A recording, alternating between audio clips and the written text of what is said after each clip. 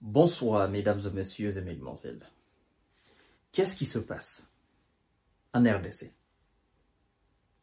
Qu'est-ce qui se passe? Le pays est en train de tomber dans les mains des rebelles. Les villes, les villages, les points stratégiques du pays sont en train de tomber un à un dans les mains des rebelles.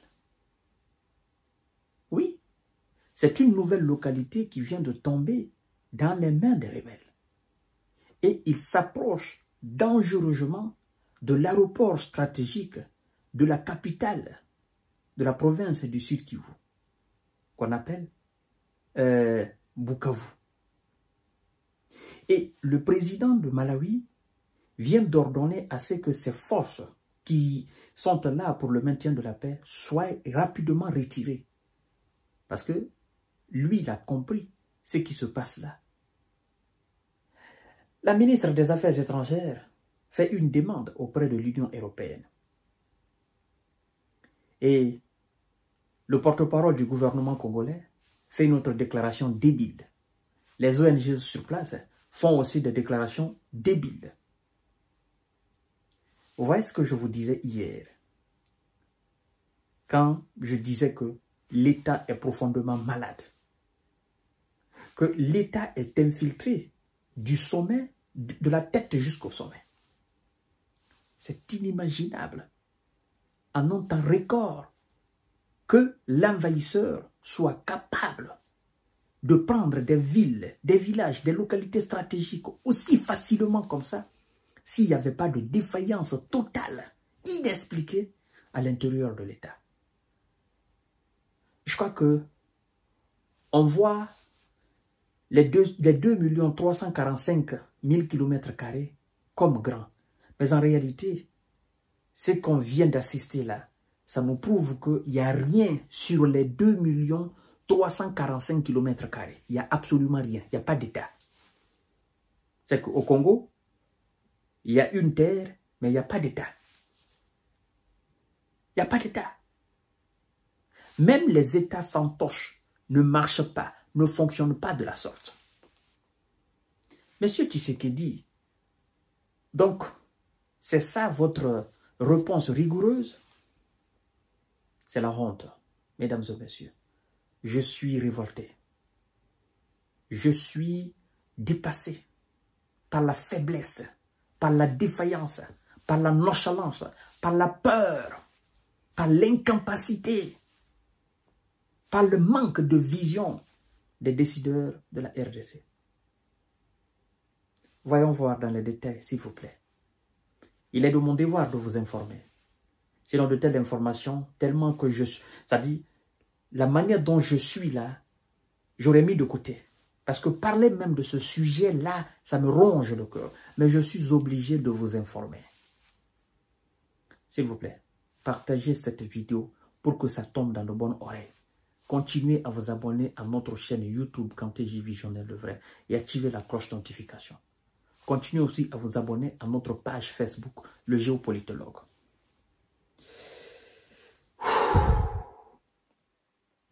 Les rebelles du M23 ont pris le contrôle de Niabi-Boué dans l'est de la RDC, se rapprochant de l'aéroport stratégique de Bukavu, capitale du Sud Kivu.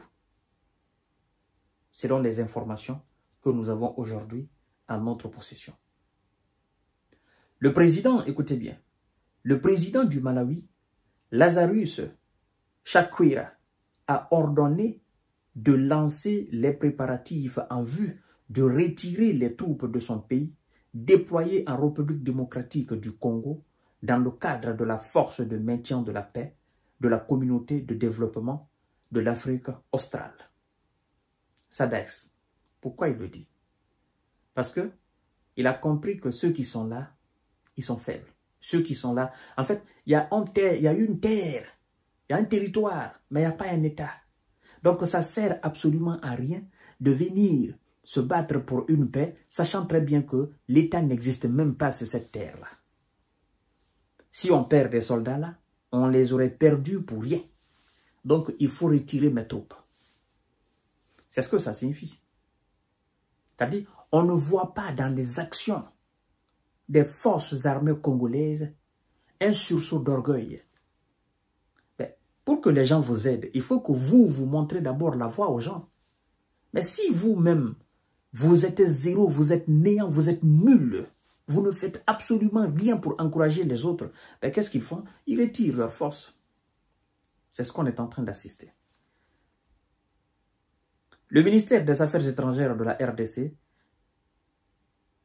a appelé la chef de la diplomatie de l'Union européenne, Kaja Kayas, à imposer des sanctions contre les dirigeants politiques et militaires du Rwanda. Ça, c'est zéro, ça. C'est même honteux que vous ne soyez pas en mesure de donner une réponse proportionnelle à l'attaque et à l'agression. Et que c'est vous qui demandez à ce qu'on impose des sanctions contre les dirigeants politiques et militaires du Rwanda. C'est honteux. Le monde devrait être là aujourd'hui à demander pardon à la RDC pour dire, s'il vous plaît, RDC, arrêtez maintenant, ça suffit. Vous êtes maintenant arrivé à Kigali. Monsieur Paul Kagame a chuté. C'est fini, vous avez le contrôle. Mais s'il vous plaît, épargnez les populations rwandaises.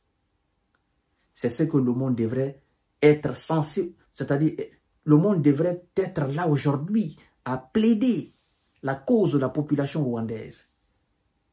Si la RDC était véritablement un État fort, un État puissant, si l'armée de la RDC était structurée, aujourd'hui, c'est l'armée de la RDC qui devrait avoir le contrôle de Kigali.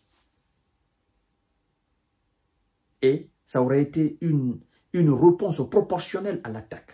Ça aurait été un message puissant envoyé à tous les prétentieux qui veulent alors envahir la RDC. Au lieu de cela, c'est vous qui demandez au monde de sanctionner M. Paul Kagame. C'est honteux. Je suis blessé. Oui. Les autorités de la RDC estiment que l'annonce, écoutez bien, hein, c'est que le gouvernement faiblard de la RDC. Je suis sur les nerfs, mesdames et messieurs. Ça me dépasse. Cette situation, c'est rocambolesque. C'est jamais vu en Afrique.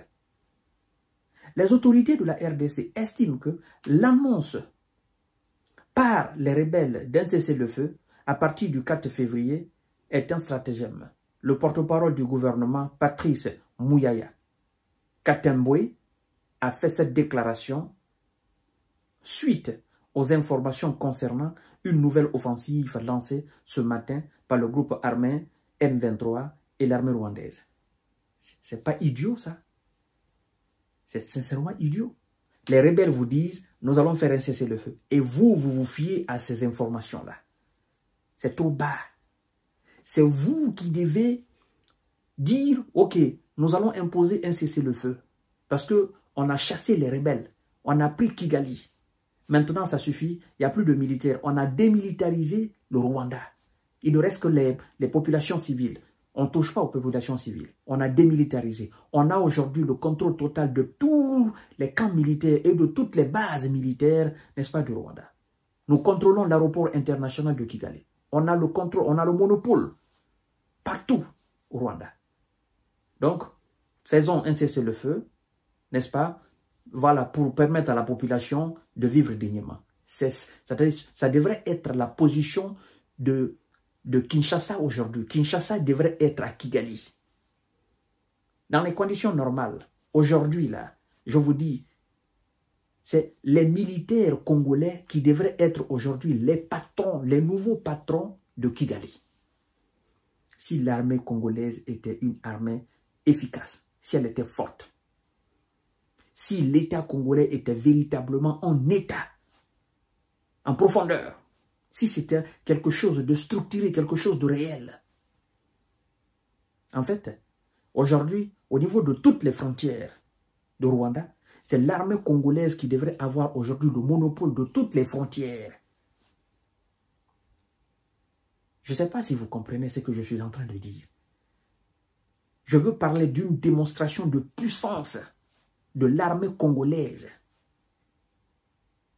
Vous comprenez? Donc, l'armée rwandaise devait capituler rapidement si le Congo était réellement en état, avec une puissance militaire, on dit 8e puissance militaire de l'Afrique, ça me donne des maux de tête.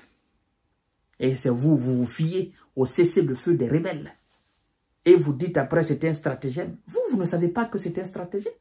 Les rebelles s'en foutent de ce que vous appelez cessez-le-feu. Eux, ils sont venus pour un objectif. Ils vous endorment, ils marchent sur vous. Vous n'avez pas honte de vous fier à une déclaration ou annonce des rebelles. Vous n'avez pas honte d'écouter les rebelles. Vous n'avez pas honte de vous plier aux ordres des rebelles. Des gens indignes. Vous placez des confiances aux rebelles. Ils vous disent non, cessez le feu à partir du 4 février. Et puis vous êtes content de cela. Non mais, sincèrement, je crois que c'est le comble. Je vous jure, mesdames et messieurs, c'est le comble. Je suis à terre. C'est la réalité. Des ONG congolaises et internationales exigent la fin du partenariat de l'Union européenne au Rwanda, dénonçant l'exploitation illégale des ressources congolaises, selon l'actualité. Bon, quoi que vous fassiez, si l'Union européenne avait l'intention de sanctionner le Rwanda, vous pensez que... je me pose même la question, pourquoi vous pensez à l'Union européenne? Des gens qui sont contre vous, pourquoi vous voulez que l'Union européenne fasse quelque chose? Mais le Rwanda est un État. On dit oui, le Rwanda est soutenu par l'Occident, mais où vous êtes restés? Pourquoi vous, les autorités congolaises, pourquoi vous n'avez pas cherché de soutien? Nous sommes dans un monde de géostratégie et de géopolitique. Pourquoi les autorités congolaises n'ont pas cherché de soutien ailleurs? Si M. Paul Kagame a eu la capacité d'avoir tout l'Occident de son côté, pourquoi les autorités congolaises n'ont pas aussi eu la capacité d'avoir la Russie, la Chine, l'Inde, l'Iran, l'Inde, la Turquie de son côté? Pourquoi? Vous ne voyez pas cela? Ces gens-là font le contrepoids aujourd'hui. Et ils pèsent beaucoup plus fort, beaucoup plus lourd dans la balance face aux Occidentaux. Nous voyons ce qui se passe dans l'AES. Mesdames et messieurs, s'il vous plaît, partagez cette vidéo. Je suis dépassé. Non, c'est une humiliation pour moi. Sincèrement, je suis humilié à plus d'un titre. Je suis à terre. Je viendrai pour d'autres informations. Oui, c'est ça la réalité.